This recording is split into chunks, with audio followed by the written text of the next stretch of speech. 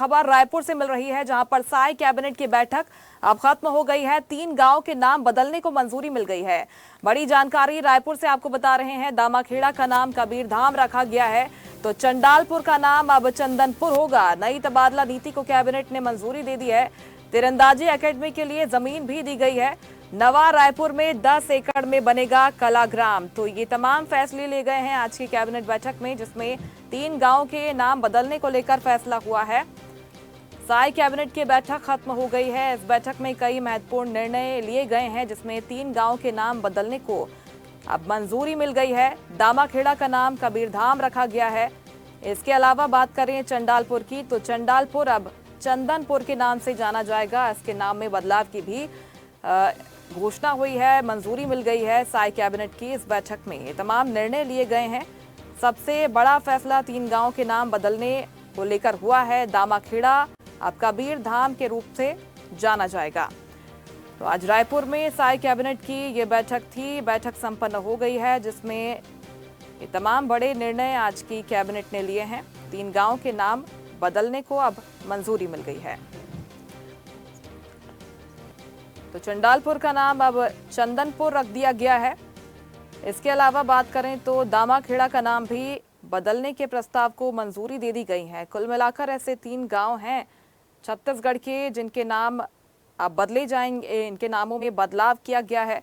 चंडालपुर का नाम अब चंदनपुर रख दिया गया है। कैबिनेट ने इसको लेकर आज अपनी मंजूरी दे दी है।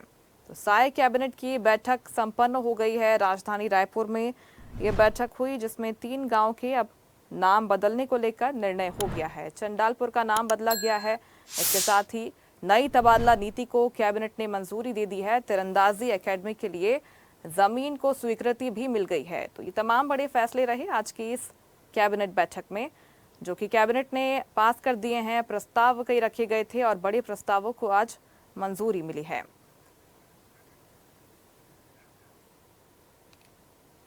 और इस खबर पर ज्यादा बातचीत के लिए सीधे रुख करते हैं। Chhattisgarh state head doctor Sanjay Shekhar हमारे साथ जुड़ गए हैं। संजय जी, आज की इस कैबिनेट बैठक पर सबकी नजरें थी और पहले से कहा जा रहा था कि कुछ बड़े निर्णय बैठक में लिए जा सकते हैं।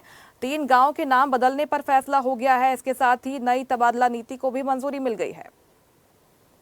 जी देखिए, सबसे बड़ा फैसला आज जो है वो कैबिनेट का ये है कि नई जो ट्रांसफर पॉलिसी है, जो तबादला नीति है, उसको राज्य शासन ने मंजूरी दे दी है।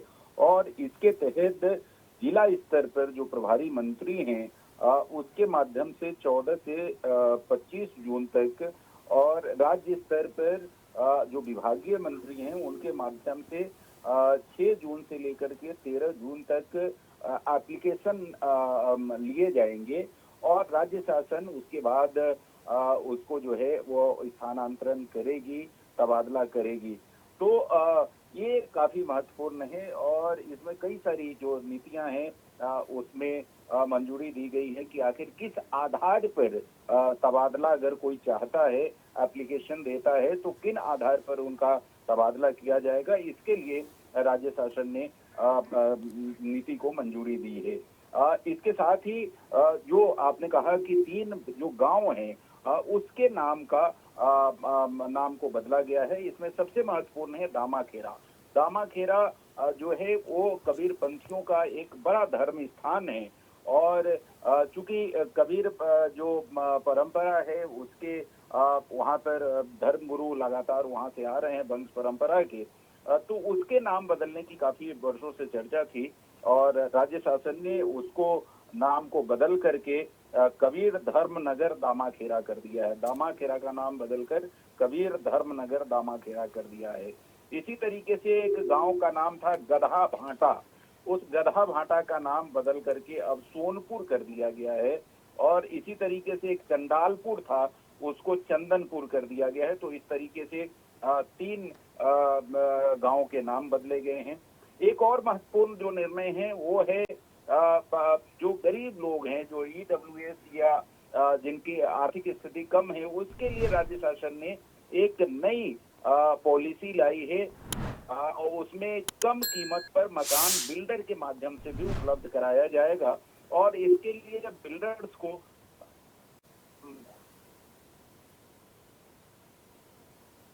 किए तो उनको कई तरह की छूट तरफ दी जाएंगी। इसके लिए भी राज्य सरकार ने किफायती एवं सस्ते भू